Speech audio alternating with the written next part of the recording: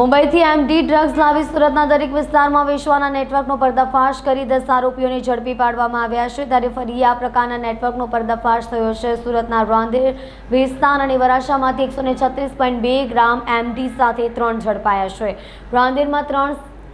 Drugs સાથે ઝડપાયેલા યુવાનને drugs આપનાર લબર મુછાને પણ કાદરશાહની નાળમાંથી ઝડપી પાડી 15,23,000ની મત્તાનો મુદ્દામાલ કબજે કર્યો હતો। મુંબઈના સપ્લાયરને વોન્ટેડ જાહેર કરાયો છે। મળેલી માહિતીને આધારે ક્રાઇમ બ્રાન્ચની એક ટીમે ગતરોજ રાંદેર રોડ ઋષભ 4 રસ્તાથી અડાજણ પાટિયા તરફ જતા ઇન્ડિયન ઓઇલ પેટ્રોલ પંપની પાસેથી પત્ની સાથે બર્ગમેન મોપેડ ઉપર જતા અશરફ અલી સૈયદને ઝડપી પાડી તેની પાસેથી 2,53,700ની મત્તાનું 25.370 ગ્રામ એમડી ડ્રગ્સ કબજે કર્યો હતો। ક્રાઇમ બ્રાન્ચે તેના ગુરાટ કોઝવે રોડ સુકુન અપાર્ટમેન્ટ સ્થિત ઘરમાં પણ ઝડપી લેતા ત્યાંથી પણ વધુ 73,900ની મત્તાનું 7.390 ગ્રામ એમડી મળી આવ્યો હતો। ક્રાઇમ બ્રાન્ચે તેની પાસેથી 32.760 ગ્રામ એમડી ઉપરાંત બર્ગમેન મોપેડ 100 જેટલી પ્લાસ્ટિકની થેલી વગેરે મળી કુલ રૂપિયા 3,86,500નો મુદ્દામાલ કબજે કરી વધુ પૂછપરછ કરતા એમડીનો જથ્થો તેને કાદરશાહની નાળ ખાતે રહેતા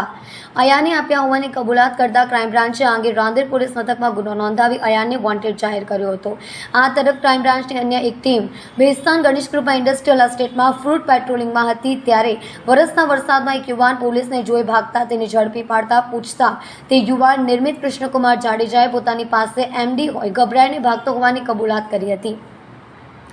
આથી ક્રાઇમ બ્રાન્ચે તેની ઝડપી લેતા તેની પાસેથી 8,02,600ની મત્તાનું 80.26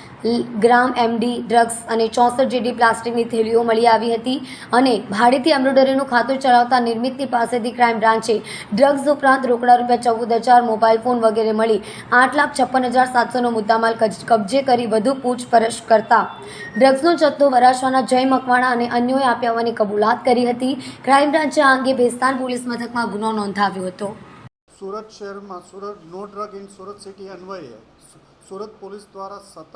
ડ્રગ વિરોધી માફિયાઓ વિરુદ્ધ સતત કાર્યવાહી કરવામાં આવી રહી છે। ગયા લાસ્ટ વીકમાં 23 જૂનના રોજ સુરત ક્રાઇમ દ્વારા એક જ દિવસમાં 5 કેસ કરવામાં આવ્યા હતા, જેમાં રેલવે સ્ટેશનથી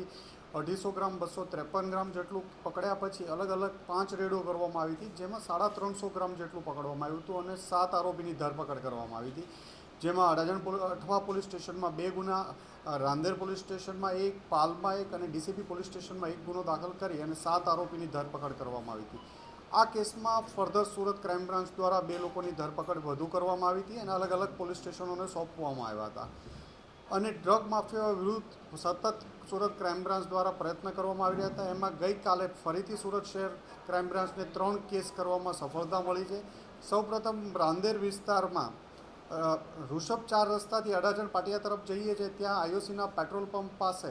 અશરફ અલી સૈયદને પકડવામાં આવ્યા હતા, જેની પાસેથી 23થી 24 ગ્રામ જેટલું એમડી મળી આવ્યું હતું અને આની પૂછપરછમાં રાંદેરનો રહેવાસી છે અને એના ઘરેથી વધુ ફર્ધર રેડમાં સર્ચ દરમિયાન એના ઘરેથી 7 ગ્રામ જેટલું 7થી 8 ગ્રામ મળ્યું, એમ ટોટલ એની પાસેથી 32 ગ્રામ જેટલો મુદ્દામાલ